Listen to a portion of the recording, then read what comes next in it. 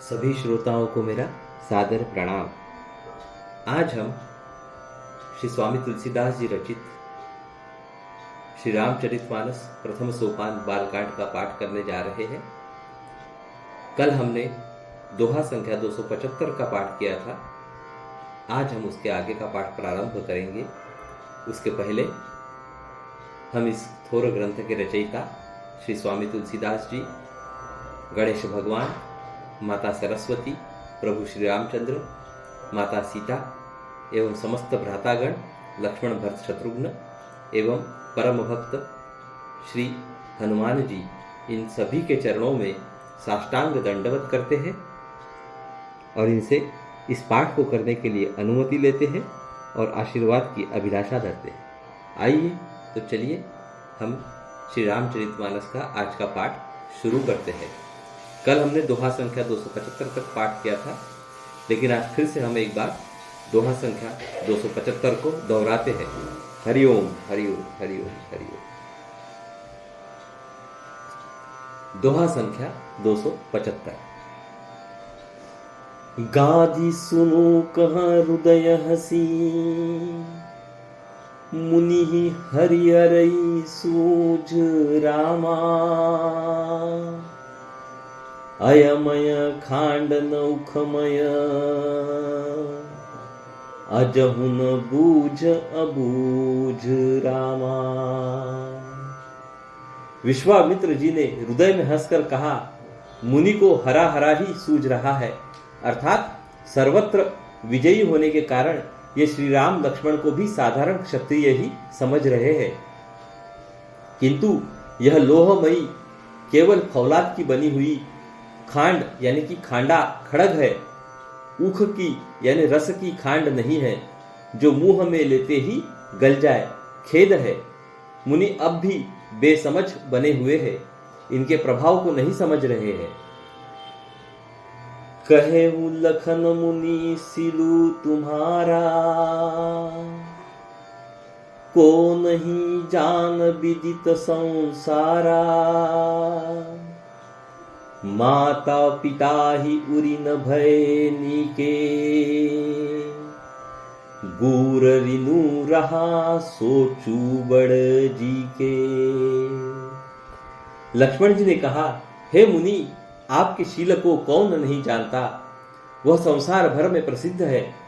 आप माता पिता से तो अच्छी तरह उरुण हो ही गए, अब गुरु का ऋण रहा, जिसका जी में बड़ा सोच लगा है। सो जनु हमरे ही माथे काढ़ा, दिन चली गए ब्याज बड़ बाढ़ा। अब आनिय व्यवहारिय व्यवहरिया बोली, तुरत देऊं मैं थैली खोली। वह मानो हमारे ही मत्थे काढ़ा था, बहुत दिन बीत गए, इससे ब्याज भी बहुत बढ़ गया होगा। अब किसी हिसाब करने वाले को बुला लाइए तो मैं तुरंत थैली खोल कर दे दूं। सुनी कटु बचन कुठार सुधारा, हाय हाय सब सभा पुकारा। भृगुबर परसु देखावहु मोही, विप्र विचारी बचऊं नृप द्रोही।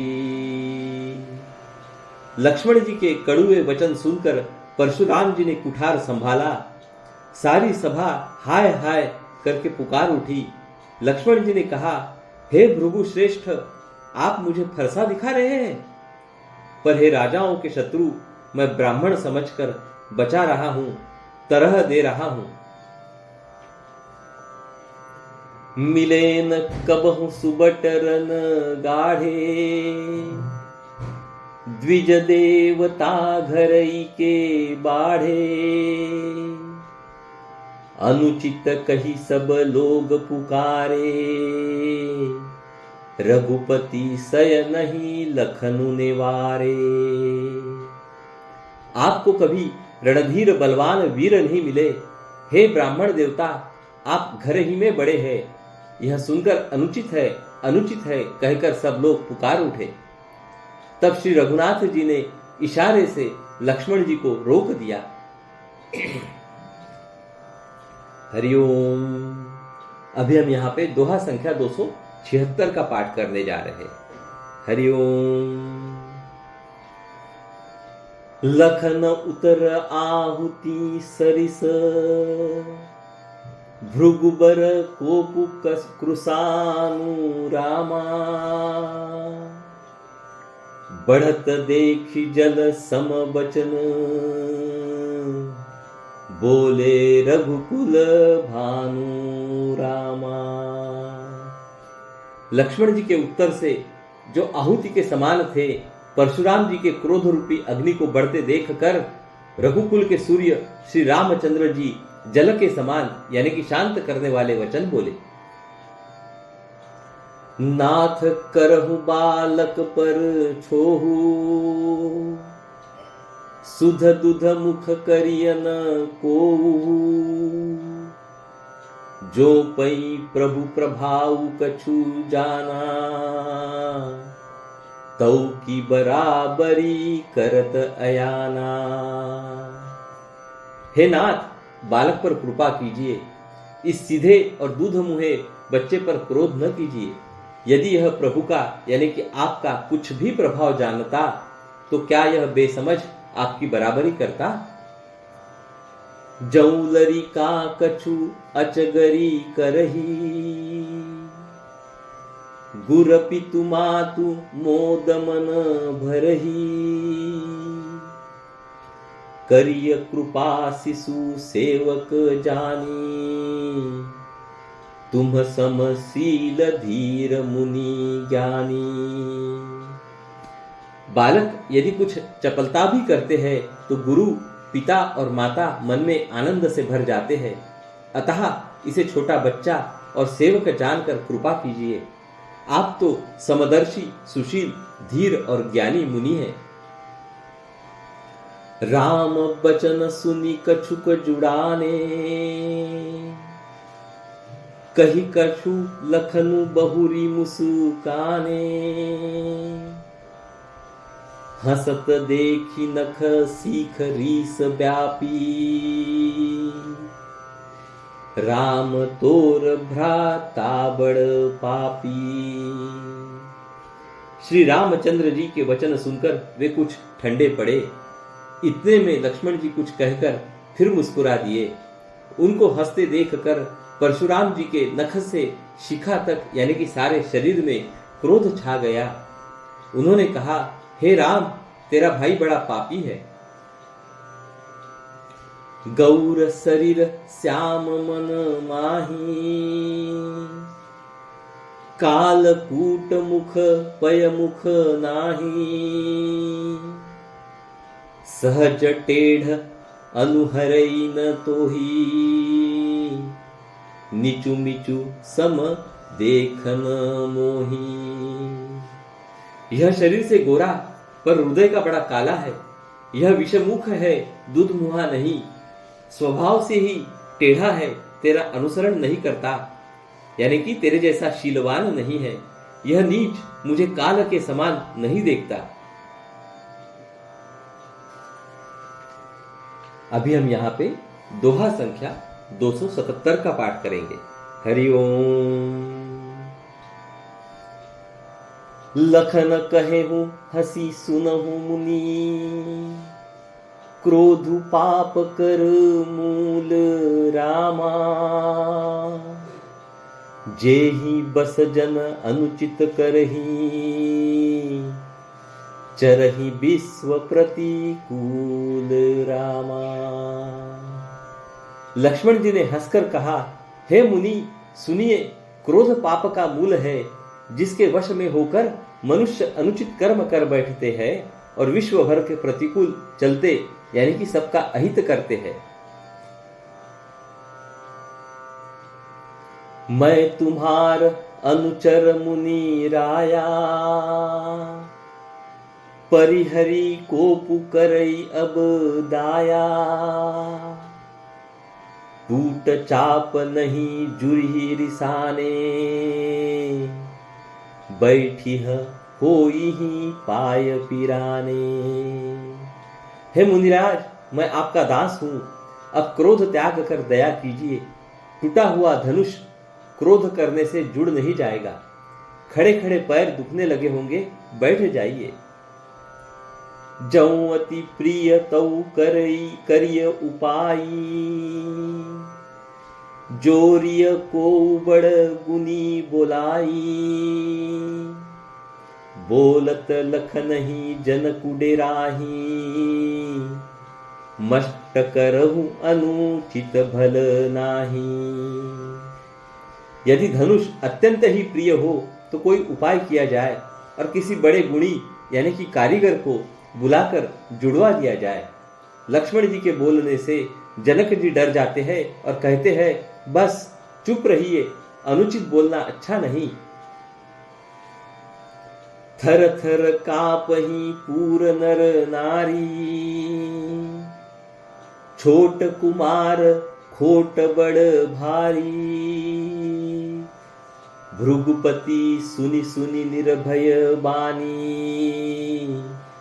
रिसतन जरई होई बल हानि। जनकपुर के स्त्री पुरुष थरथर कांप रहे हैं और मन ही मन कह रहे हैं कि छोटा कुमार बड़ा ही खोटा है। लक्ष्मण जी की निर्भय वाणी सुन सुनकर परशुराम जी का शरीर क्रोध से जला जा रहा है और उनके बल की हानि हो रही है, उनका बल घट रहा है। बोले राम ही देनी होरा, बचऊ बिचारी बंधु लघु तोरा। मनु मलिन तनु सुंदर कैसे, विषरस भरा कनक घटू जैसे। तब श्री रामचंद्र जी पर एहसान जनाकर परशुराम जी बोले, तेरा छोटा भाई समझकर मैं इसे बचा रहा हूं। यह मन का मैला और शरीर का कैसा सुंदर है, जैसे विष के रस से भरा हुआ सोने का घड़ा। हरिओम।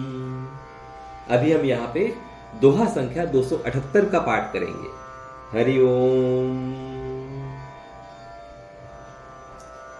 सुनी लक्ष्मी मन बिहसे बहुरी, नयन तरे रे राम रामा।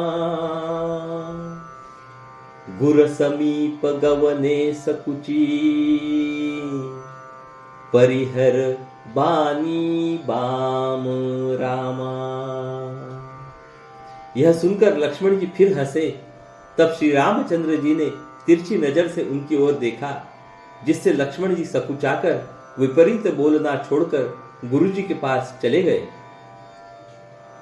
अति विनीत मृदु शीतल बानी, बोले राम जोरी जुग पानी।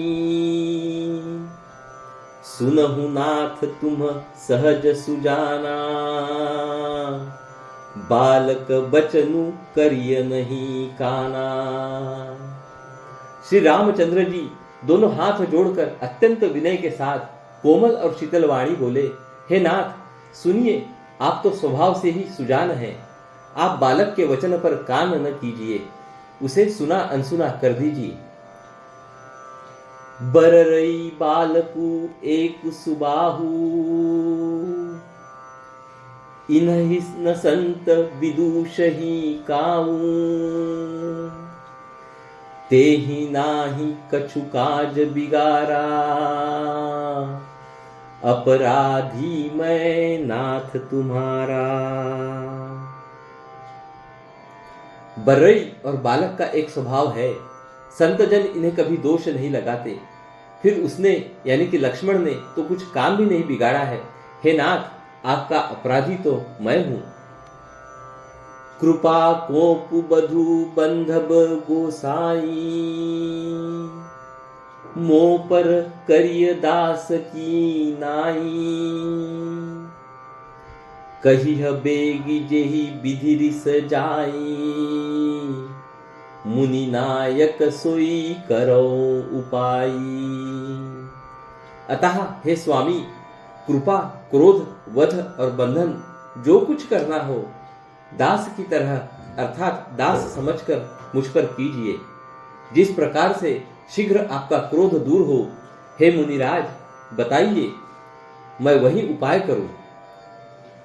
कह मुनि राम जाई रिस कैसे, अजहु अनुज तव चीतव अनैसे, एहि के कंठ कुठारु न दिन्हा, तो मैं काह कोपु करी किन्हा।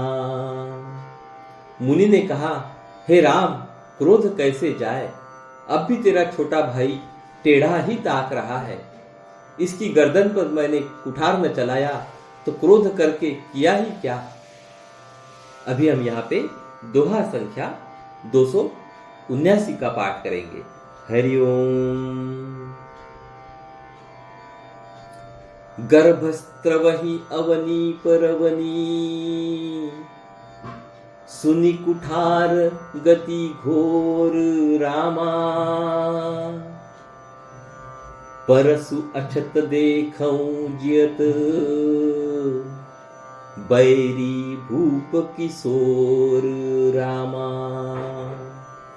मेरे जिस कुठार की घोर करनी सुनकर राजाओं की स्त्रियों के गर्भ गिर पड़ते हैं, उसी फरसे के रहते मैं इस शत्रु राजपुत्र को जीवित देख रहा हूं। बहई न हाथु दहई रिस छाती, भा कुठारु कुंठित नृप घाती, भयउ बाम विधि फिरेहु सुबाहु, मोरे हृदय कृपा कसी काऊ। हाथ चलता नहीं, क्रोध से छाती जली जाती है। हाय, राजाओं का घातक यह कुठार भी कुंठित हो गया, विधाता विपरीत हो गया। इससे मेरा स्वभाव बदल गया, नहीं तो भला मेरे हृदय में किसी समय भी कृपा कैसी। आजु दया दुखु दुसह सहावा, सुनि सौमित्री बिहसी सिरु नावा, बाऊ कृपा मूर्ति अनुकूला, बोलत बचन झरत जनु फूला। आज दया मुझे दुस्सह दुख सहा रही है। यह सुनकर लक्ष्मण जी ने मुस्कुराकर सिर नवाया और कहा, आपकी कृपा रूपी वायु भी आपकी मूर्ति के अनुकूल ही है। वचन बोलते हैं मानो फूल झड़ रहे हैं। जौ पई कृपा जरिहि मुनि गाता, क्रोध भय तनु राख विधाता, देखु जनक हठी बालकु एहू, किन्ह चहत जड़ जमपुर गेहूं। हे मुनि, यदि कृपा करने से आपका शरीर जला जाता है तो क्रोध होने पर तो शरीर की रक्षा विधाता ही करेंगे। परशुराम जी ने कहा, हे जनक, देख यह मूर्ख बालक हठ करके यमपुरी में घर यानी कि निवास करना चाहता है। बेगी करहु किन आखिन ओठा, देखत छोट खोट नृपु ढोटा, बिहसे लखनु कहा मन माही, मुंदे आखी कतहु कोई को नाही। इसको शीघ्र ही आंखों की ओट क्यों नहीं करते। यह राजपुत्र देखने में छोटा है पर है बड़ा खोटा। लक्ष्मण जी ने हंसकर मन ही मन कहा, आंख मूंद लेने पर कहीं कोई नहीं है। हरिओम। अभी हम यहाँ पे दोहा संख्या 280 का पाठ करेंगे। हरिओम। परशुराम तब राम प्रति, बोले उर अति क्रोधु रामा, शंभु सरासनु तोरी सठ, करसी हमार प्रबोधु रामा। तब परशुराम जी हृदय में अत्यंत क्रोध भरकर श्री राम जी से बोले, अरे शठ, तू शिव जी का धनुष तोड़कर उल्टा हम ही को ज्ञान सिखाता है। हरिओम। तो श्रोता हो, आज हम अपना पाठ यहीं पे समाप्त करते हैं। उससे पहले हम रोज की तरह श्री रामायण जी की आरती का गायन करेंगे। उसके तत्पश्चात हम अपनी वाणी को वहीं पे विराम देंगे। आइए तो चलिए हम श्री रामायण जी की आरती का गायन करते हैं। हरिओम। आरती श्री रामायण जी की, कीरति कलित ललित सिय पी की। आरती श्री रामायण जी की, गावत ब्रह्मादिक मुनि नारद, वाल्मीक विज्ञान विशारद, सुख सनकादि शेष अरु सारद, बरनि पवन सुत कीर्तिनी की। आरती श्री रामायण जी की, कीरति कलित ललित सिय पी की। आरती श्री रामायण जी की, गावत वेद पुराण अष्टदश, छहो शास्त्र सब ग्रंथन को रस। मुनि जन धन संतन को सर्वस, सार अंश सम्मत सब ही की। आरती श्री रामायण जी की, कीरति कलित ललित सिय पी की। आरती श्री रामायण जी की, गावत संतत शंभु भवानी, अरुघट संभव मुनि विज्ञानी। व्यास आदि कवि बरज बखानी, काग भुसुंडी गरुड़ के ही की। आरती श्री रामायण जी की, कीरति कलित ललित सिय पी की। आरती श्री रामायण जी की, कलिमल हरनि विषय रस फीकी। सुभग सिंगार मुक्ति जुबती की, दलन रोग भव मूरी अमी की। तात मात सब विधि तुलसी की। आरती श्री रामायण जी की, कीरति कलित ललित सिय पी की। आरती श्री रामायण जी की। हरिओम। बोलो सियावर रामचंद्र की जय। पवन पुत्र हनुमान की जय। हरिओम हरिओम हरिओम। तो हम कल फिर मिलेंगे, तब तक नमस्कार। हरिओम हरिओम हरिओम।